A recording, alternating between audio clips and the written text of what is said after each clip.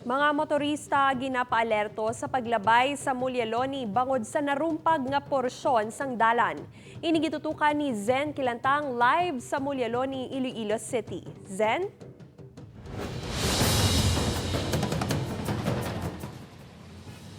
Hit gin katingala sang publiko ang pagrusdak sang porsyon sang duta diri sa Mulyaloni City proper gani ginapaaligmat ang mga motorista nga maghalong sa pagmaneho.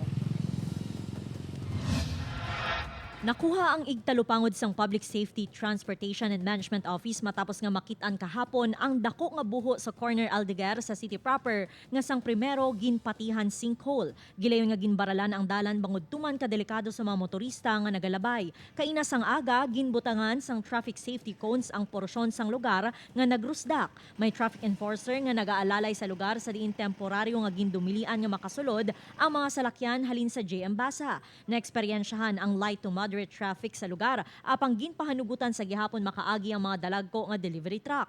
Ang big trucks amo man Japon.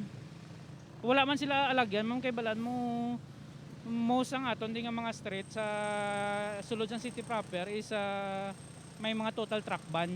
Sunod sa team leader sang 1st District Engineering Office sang Department of Public Works and Highways, posible nga nag-usmod ang duta bangod man sang pag-ulan-ulan. Bali ang sa dalom niya guro man base ang base na to nagkuha na ito nagusmod ng guro.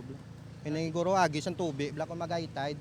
Mapagwa sa konti ang tubig base ko may litek man to pakadto sa baybay amo na guro ang iya nga base na ga usmod nga usmod. Gin-excavate na sang DPWH ang duta agud mausisa ang kadalumon kag kalaparon sang apektado nga dalan.